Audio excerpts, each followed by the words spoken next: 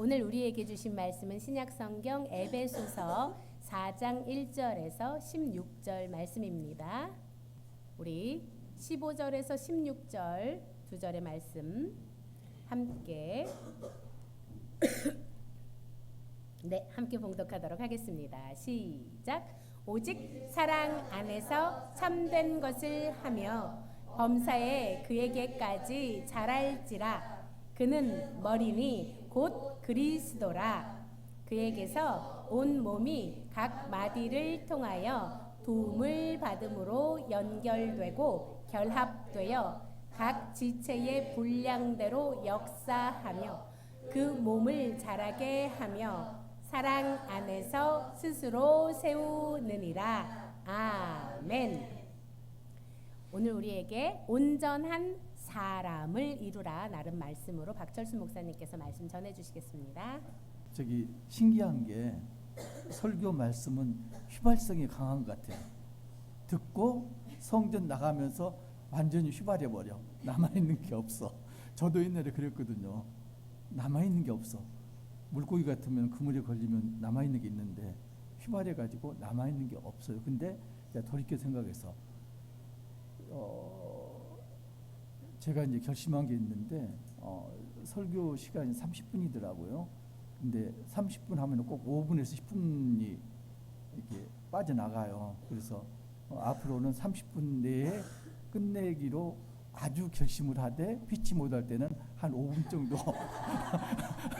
더 연장될 수도 있다. 미리 이제 말씀을 드리고 시작합니다. 비밀을 가장 빨리 퍼뜨리는 방법이 뭘까요? 너만 알고 있어. 너만 알고 있어. 그러면요, 그 다음날 보면은 온 동네에 퍼져 있어요. 너만 알고 있어. 그래서 목회자들이 가끔 농담을 합니다. 설교 말씀 전하는 걸 그냥 공짜로 하면 안 돼.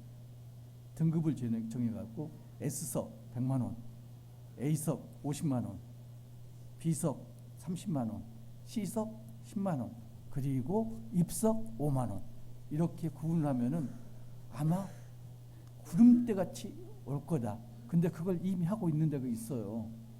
어디? 이단들. 재산을 모두 가지고 오면은 너는 14만 4천 명 중에 들어가. 그래서 자기 온 인생을 재산을 갖다 바치잖아요. 미리 하고 있는 사람이 있더라고요. 그래서 안 하기로 했습니다. 근데 바울이요, 자기가 고난을 당했고, 그런데 그 고난을 당한 이유가 뭔가요? 복음을 전했잖아요. 바울이 그 전에는 어떤 사람이었죠? 복음을 박해하던 사람. 그런데 다메섹 도상에서 예수님을 영접하고 회심한 다음에 180도 인생이 변했죠. 그래서 이제 그럽니다. 종교는 아편이다. 보통 사회학자들이 그 말을 하죠. 종교는 아편이다. 그런데 그걸 이제 조금 더 이제 순화시켜서 이야기하면은 순화시킨가? 기독교는 전염병이다. 누가 그 이야기를 했나요? 유대인과 로마 당국자들이. 그래서 바울대로 너는 전염병 같은 자다. 모든 사람에게 이단을 전파하는 자다. 이렇게 이야기를 했거든요. 그래서 바울이 어떻게 됐나요? 전염병이 퍼지면은 격리를 하잖아요. 그래서 바울을 감옥에 가뒀습니다. 격리를 시켰습니다. 감옥에서 지금 바울이 에베소서를 씁니다. 에베소 교인들에게 이야기를 합니다. 어떻게? 비밀을 알았으면은 그걸 퍼뜨려야 된다.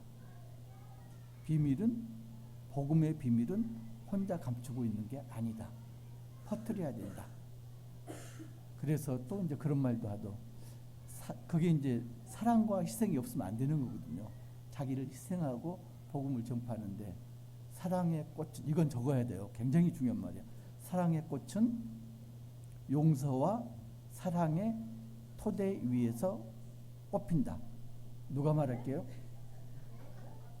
사랑의 꽃은 용서와 사랑의 토대에서 꽃핀다. 박철수 목사가 이거 하는데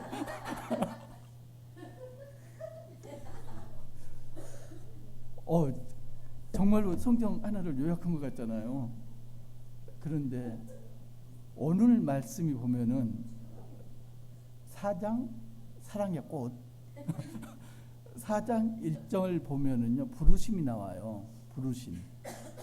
근데 우리는 이제 불렀다는 걸 증거를 대라고 그럽니다. 요즘 보면은 출판 기념회가 여기저기서 벌어지더라고요.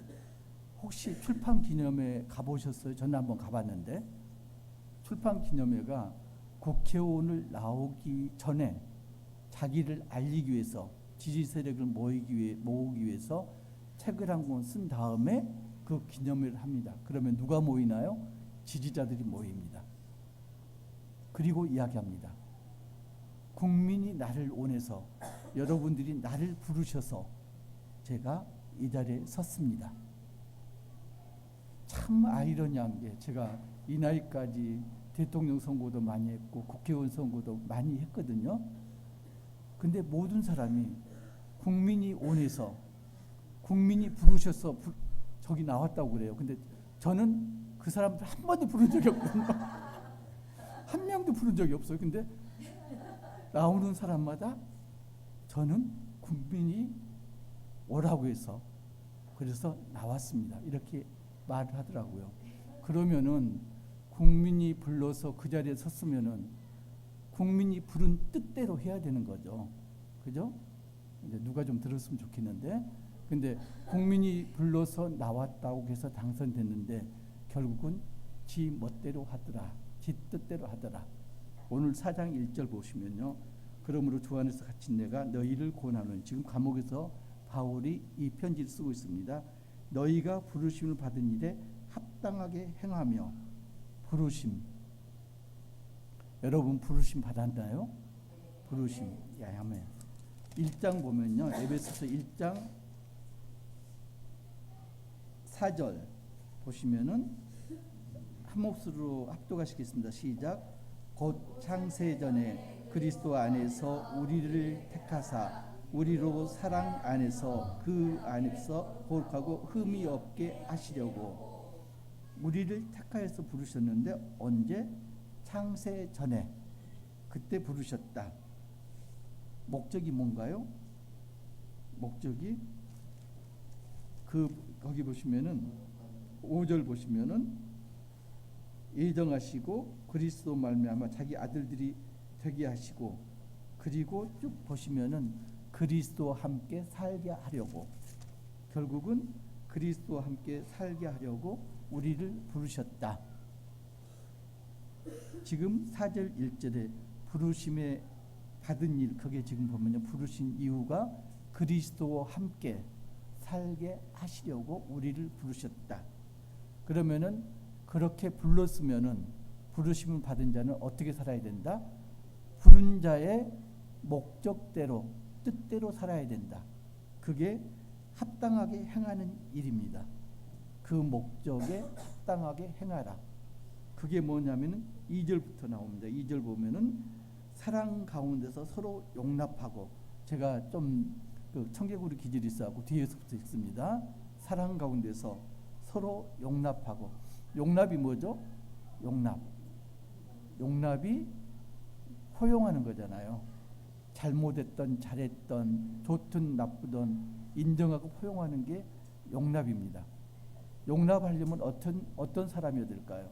내가 높은 위치에 있고 교만하면은 용납을 할 수가 없습니다. 그리고 내가 성격이 급하면은 참지를 못해서 용납하지 못합니다. 결국은 용납하려면 어떻게 되냐면은 겸손해야 된다. 그리고 온유해야 된다. 사실은 온유라는 의미가 겸손이란 의미도 가지고 있습니다. 그러니까 겸손하고 또 겸손해야 된다. 그리고 참고 또 참아야 된다.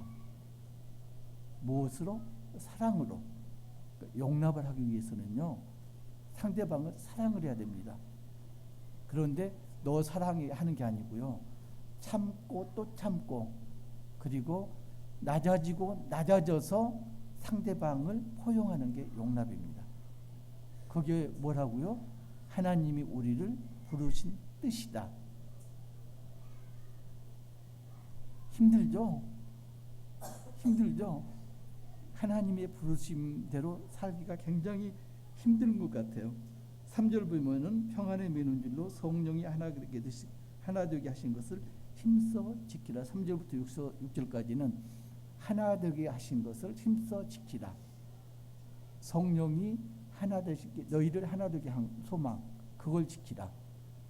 그 다음에 주를 믿는 거 주님 그리고 주님을 믿는 거 세례 이것도 하나다. 그죠? 전부 이제 하나 이야기입니다. 몸도 하나고 성령도 하나고 주도 한 분이시고 믿음도 하나고 세례도 하나도 그리고 하나님도 한 분이시다. 그런데 그 하나님이 만유의 아버지시다. 자, 지금 우리를 부르신 분이 만유의 주시다. 그래서 우리는 하나님 뜻대로 부르심을 받았고 하나님 뜻대로 행해야 되는 그런 사람들이다. 이 말을 지금 바울이 하고 있습니다. 그래서 너 전쟁에 나가 그러면서 맨몸으로 보내시나요? 국가에서 전쟁이 일어나는데 전쟁이 일어났어요. 그러면 너가 싸우 그러면서 총도 주지 않고 칼도 주지 않고 그냥 나가라고 안 하잖아요. 그래서 하나님이 뭘 주셨다? 은혜로 은사를 주셨다. 그런데 그 은사를 주신 게 똑같은 총을 나눠주신 게 아니고 각자의 분량대로 각자가 감당할 만한 분량대로 은사를 주셨다. 근데 그게 뭐다? 내가 잘나서 내 능력대로 주신 게 아니고 그리스도의 은혜로 주셨다. 그래서 어떻게 해야 되나요? 군대 가면요 총만 들고 뛰어다니는 사람도 있고요 박격포 메고 뛰어다니는 사람도 있어요. 누가 힘들까요? 박격포 메고 뛰어다니는 사람이 힘들어요. 그게 자기가 하고 싶다고 되는 건가요? 그게 아니고 위에서 명령이 내려와서 너는 박격포를 매. 그럼 그거 무거운 거 메고 뛰어다니는 거죠. 탱크병이 되고 싶다가 되나요? 안 그래요. 탱크병 너는 탱크병을 제하고 탱크병이 되는 거거든요. 제 조카도 탱크병으로 제대로 했는데 얘들은 휴가를 자주 보내요. 왜 그러냐면은 탱크 속에 들어가서 훈련을 하면은 귀가 금방 멀어져요. 소음이 심해가지고 자주 보내더라고요. 병원에서도 보면은 엑스레이실에 근무하는 병사들은 휴가를 자주 보냅니다. 왜? 방사선에 피폭되기 때문에. 거기 몇 개월 근무하면요 빼짝 말라요 애들이. 그래서 훈련을 휴가를 많이 보냅니다. 그게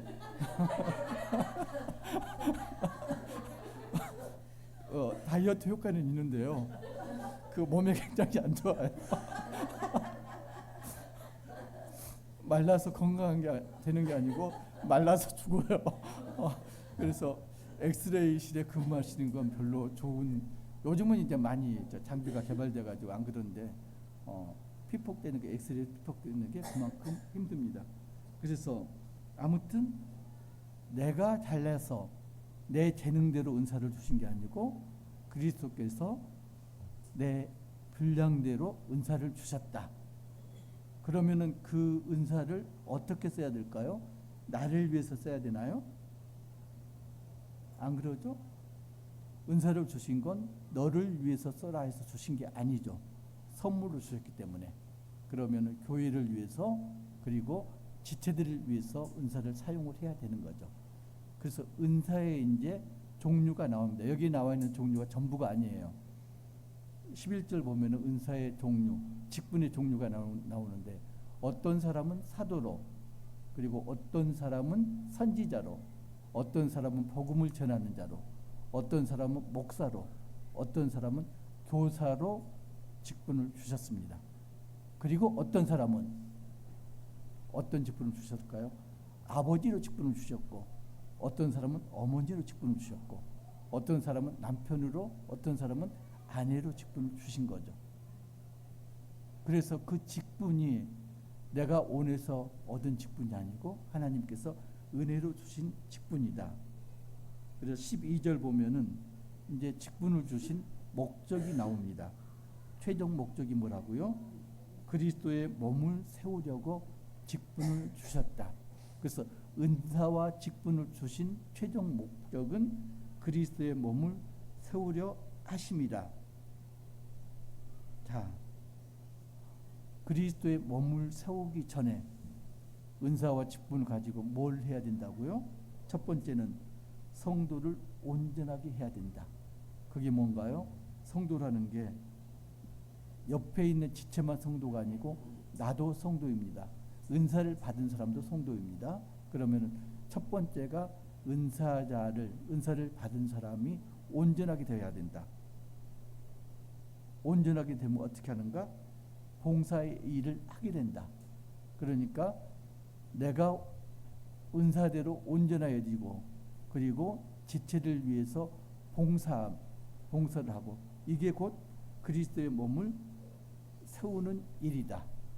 그게 하나님께서 우리를 부르신 목적이다. 이렇게 바울은 이야기를 하고 있습니다. 자, 그 다음에는 이제 그러면 온전한 사람이 되려면 어떻게 해야 되는가? 10절에서 그 이야기가 나옵니다. 온전한 사람이 되려면은 13절 보시면은 10절이 아니라 13절에서 16절까지가 이제 온전한 사람이 돼서 나오는데 온전한 사람이 되려면은 13절 후반부 보면은 그리스도의 장성하는 분량이 충만한 때까지 이르러야 한다. 그러니까 그리스도를 닮아야 된다. 이 말입니다.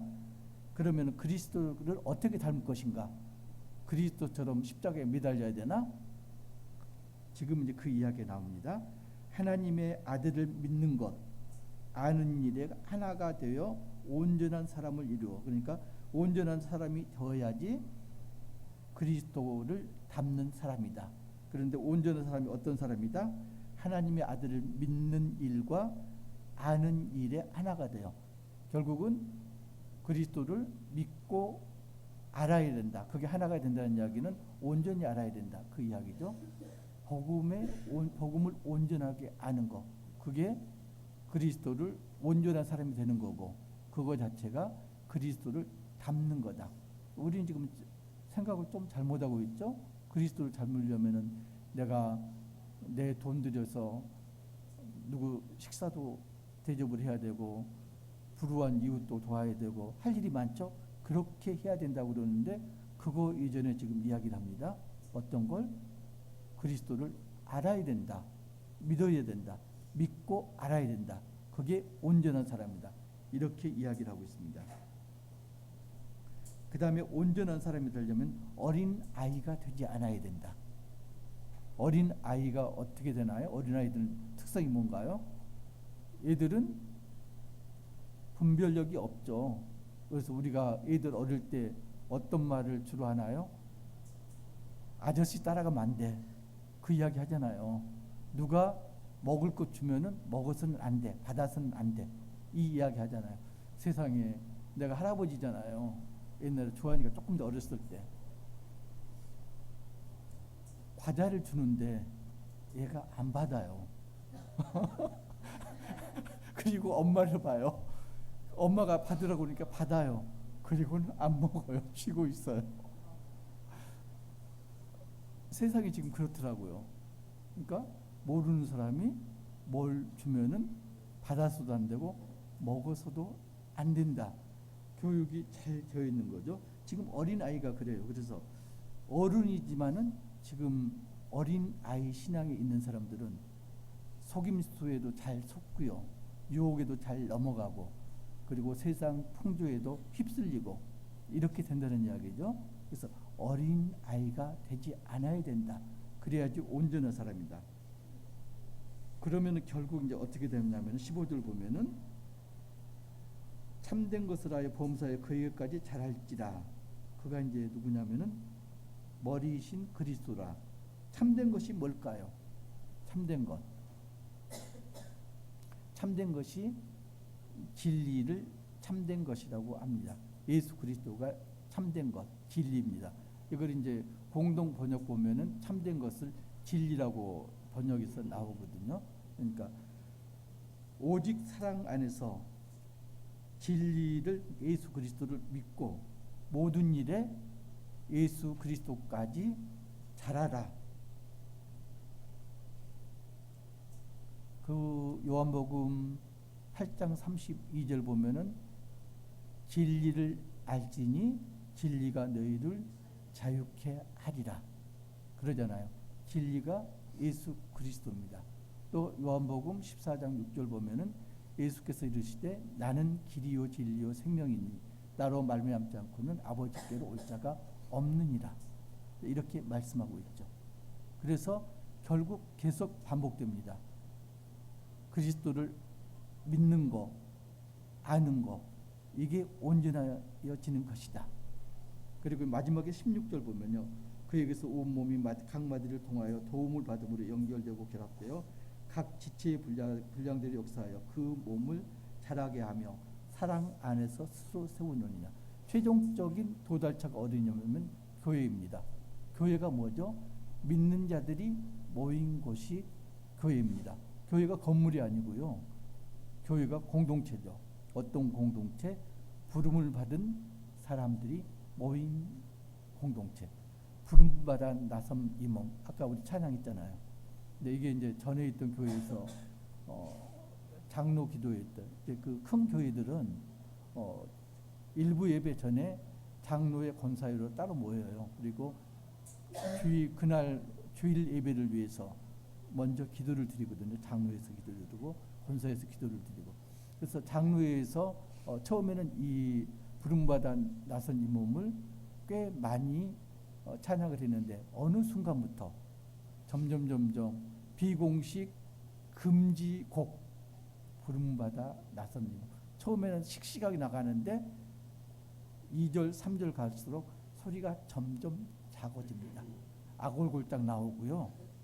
십자가 나오고 그러니까 자신이 없으니까 점점 작아집니다. 그래서 나중에는 누구도 선곡을 하지 않습니다. 그 곡이 부름받아 나선 이 몸. 아마 이걸 의미를 되새기고 이렇게 찬양을 하시면요.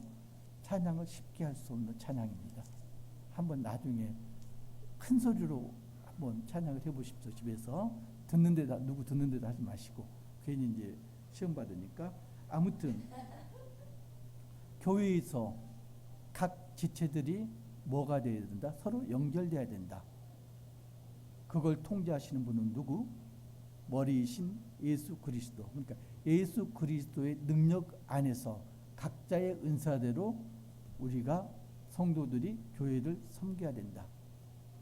최종적인 결론이 이거입니다. 너희들에게 은사를 주셨는데 너희들을 불러서 은사를 주셨는데 그게 니들 잘 먹고 잘 살라고 주신 게 아니야. 뭐 하라고? 교회를 섬기라고 주셨어. 각 지체를 공동체를 섬기라고 주셨어. 근데 은사에는 높고 낮음이 없단다. 서로 연결돼서 서로 잘하게 해야 된단다. 이게 이제 바울의 요지입니다. 아까 출판 기념회를 이야기를 했었는데 그런 말씀 들어보셨죠? 뭉치면 살고 흩어지면 죽는다. 누가 말했나요? 이승만 대통령이. 그때 이제 신탁 통치 때문에 나라가 굉장히 어수선할 때 그 6.25 직후에 정당이 몇 개나 됐을까? 전번에 한번 이야기한 것 같은데 200 몇 개였대요. 정당이. 다들 지가 살라고 내가 민족의 지도자다 이렇게 가지고. 그러니까 그걸 잠재우기 위해서 뭉치면 살고 흩어지면 죽는다 이 이야기를 했거든요.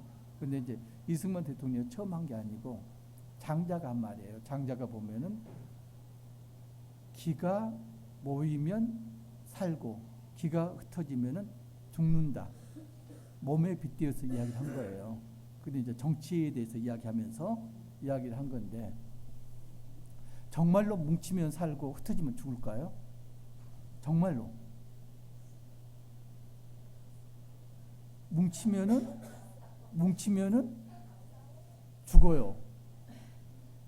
창세기 14장 1절, 11절 1절인가요? 11장 1절 뭐가 나오나요? 바벨탑 맞나요? 한번 찾아봅시다. 14장 11절일 거예요. 아마 11장 1절 온 땅에 언어가 하나요 말이 하나였더라. 어떻게 됐나요? 바벨탑을 쌓아요. 왜 쌓나요? 하늘까지 높아지자. 하나님이 되고 싶다. 그래서 바벨탑을 쌓습니다. 결과는요. 온 땅에 흩어졌습니다. 왜 그랬을까요? 바벨탑을 쌓는 목적이 교만이에요. 그죠? 교만.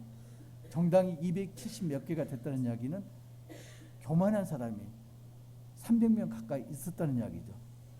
지금 정당들이 모이고 흩어지고 하고 있습니다. 왜요? 교만한 리더들이 많기 때문에 모였다가 흩어집니다. 우리가 남이가 하나 뭉치자 했고 뭉쳐요. 그죠? 그러면 권력이 좀 센 리더도 있고 약한 리더도 있고, 권력이 강한 리더 안에 전부 모이죠. 근데 시간이 지나면 마음대로 안 됩니다. 그러면은 어떻게 되나요? 나는 내 뜻대로 할래, 내 마음대로 할래. 그리고 정당을 뛰어나옵니다. 그래서 정당을 또 만듭니다. 결국 뭔가요? 교만 때문에 뭉치면요, 교만 때문에 흩어지게 돼 있어요. 그죠? 성경에서 양과 염소 이야기를 합니다. 구약에서 제사를 지내는데 양과 염소 중에 어떤 걸 제물로 드렸을까요? 보통 우리가 선입관이 양은 선하고 염소는 악하다. 그래서 마태복음 보면은 마태복음 14장 32절인가? 거기 보면은 예수님이 말씀하십니다. 모든 민족을 그 앞에 모아 구분하되 목자가 양과 염소를 구분하는 것 같이 하리니 양은 오른편에 염소는 왼편에 두리라, 이렇게 말씀을 하시거든요. 그래서 그 말씀들을 보면은 양은 구원을 받고 염소는 구원을 못 받는 이런 거죠. 그래서 우리 선입관이 양은 좋고 그리고 염소는 안 좋다, 이런 선입관이 있어요. 근데 구약 제사를 보면은 양도 염소도 모두 제물로 드렸습니다. 양이 옳고 염소가 그런 게 아니에요. 이 두 가지 두 짐승의 습성을 비교해 보면은 어떤 면에서는 염소가 더 의로울 수 있어요. 양은요 굉장히 미련하대요. 눈도 안 보이고 교만하고. 그래서 양하고 염소하고 이렇게 섞어서 방목하잖아요. 그 이유가 이제 있는데, 양은 교만한데 눈이 안 보이기 때문에 누가 하는 걸 따라한대요. 그래서 염소 습성은 풀을 뜯어 먹는데 새싹만 뜯어 먹고 돌아다니고요. 염소는 눈도 안 보이고 움직이기를 싫어하는 동물이기 때문에 풀뿌리까지 캐먹는, 그래서 처지를 망쳐버리죠. 그래서 염소를 섞어 놓으면은 얘들이 염소를 따라가요. 그래서 처지를 보호합니다. 지금 몽고라든가 세계 사막화 되는 원인 중에 하나가 염소 양 방목이라고 그러는데, 캐시미어 털 얻기 위해서 캐시미어 양을 갖다가 사육해 가지고 문제가 된다고 그럽니다. 그래서 캐시미어 입지 말라는 게 아니고 아무튼 그런데 양 습성이 뭐냐면은 양이 모이잖아요. 근데 추운 날 모여 있으면 좋잖아요. 더울 때는 어떻게 해야 돼요? 흩어져야 돼요. 근데 애들이 안 그런답니다. 굉장히 이기적이었고 여름에는 꼭 모인대요. 왜? 제일 시원한 꼴을 못 보는 거야. 겨울에는 흩어져 있대요. 모이질 않는다. 왜? 제일 따뜻한 꼴을 못 보는 거야. 근데 이제 염소는 그런 성질하고 반대이기 때문에 섞어서 사육을 하는 거죠. 근데 또 하나 특성이 뭐냐면은 성적으로 양은 짝하고 굉장히 친밀하대요. 그래서 짝하고 붙어 다닌대요. 근데 염소는 짝 개념이 없대요. 그래서 밤에는 염소하고 양을 한 우리에 두지 않는답니다. 왜 그러냐면은 양은 짝을 지키는 습성이 있기 때문에 누가 제 짝을 건드리면 이제 싸우죠. 그럼 밤새 싸우느라고 난리가 난대요. 그래서 염소를 거기다 넣어놓으면은, 그래서 염소하고 양은 따로 넣지 않는다.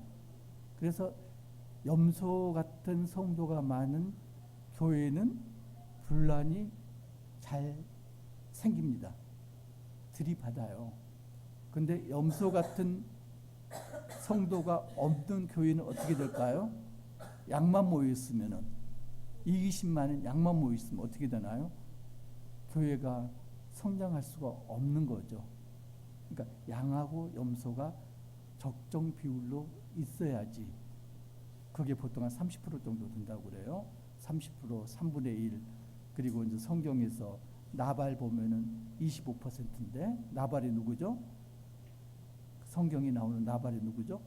다윗의 아내 아비가일의 남편이었던 부자 나발이잖아요. 거기 보면은 양과 염소의 비율이 25% 3대 1로 나옵니다.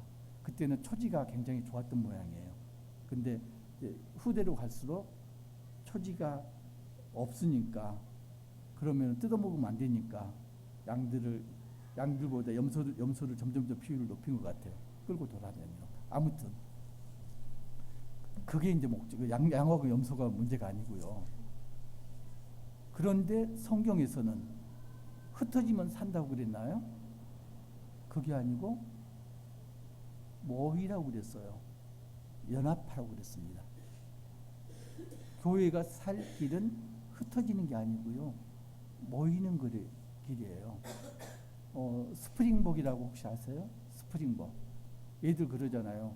막 무리가 뛰어가다가 절벽에서 다 떨어져 죽잖아요. 그게 왜 그러는가? 앞에서 풀을 뜯고 있으면 뒤에는 풀을 뜯지 못하잖아요. 그래서 뒤에도 먹으려고 밀어요. 그 앞에 애들은 거기 뜯어 먹으려고 하는 게 아니고 앞에가 더 좋은 풀이기 때문에 밀리면 밀려가면서 앞에 풀을 뜯어요. 그래도 맨 뒤에 있는 애들은 못 먹어요. 그럼 계속 밀죠. 그럼 계속 달리게 돼요. 근데 이제 어느 순간 목적을 잃어버립니다. 왜 달리는 거? 뜯어먹고 있으면 밀고 달리는 건데 목적을 잃어먹고 그 다음부터는 뒤에 있는 스프링복이나 앞에 있는 애들이나 똑같이 무조건 달리게 됩니다. 그래서 앞에 절벽이 나타나는데도 멈추지 못하고 전부 떨어져서 죽어버리는. 교회가 그렇게 돼서는 안 되죠. 지금 국제 정세라든가 아니면은 국내 정세를 보면은 전국을 보면은 마치 스프링복이 절벽을 향해서 뛰어가는 것 같이 무리를 지어서 지금 뛰어가고 있는데 그래서는 안 된다는 거죠. 교회는 어떻게 된다? 교회는 그렇게 뛰어다니는 게 아니고 교만하게 내가 잘났다는 게 아니고 어떻게 해야 된다? 내 은사를 내가 아니고 지체들을 위해서 공동체를 위해서 사용을 해야 된다. 어디까지? 그리스도의 장성한 분량에 이를 때까지. 그러기 위해서는 어떻게 해야 된다? 온전한 사람이 되어야 된다. 온전한 사람이 되기 위해서는 어떻게 한다? 예수님을 믿고 알아야 된다. 그러면 행동이 어떻게 나오나요? 용납하게 되고 사랑 가운데 서로 용납하게 되고 어떤 식으로? 겸손하고 또 겸손해지고 참고 또 참고 이런 행동을 하게 된다. 여러분들은 온전한 사람인가요? 온전한 사람인가 아닌가는 이제 집에서 보면 알죠. 참고 또 참나요? 겸손하고 또 겸손해서 내 배우자를 섬기나요? 그렇지 않다면은 우리는 온전한 사람이 아직은 아닌 거죠. 그러면은 하나님이 우리를 부르신 목적을 우리가 지금 충족시키지 못한 거죠. 하나님이 우리를 부르신 목적, 예수 그리스도와 함께 살게 하기 위해서, 그 말은 교회 공동체로 모여서 살게 하기 위해서 우리를 부르셨는데 그 부르심에 우리가 응했다면 마땅히 합당한 행동을 해야 되는 거죠. 온전한 사람이 되시기를, 예수님을 믿고 아는 일에 최선을 다하는 우리 가족 되시기를 주님의 이름으로 축복합니다.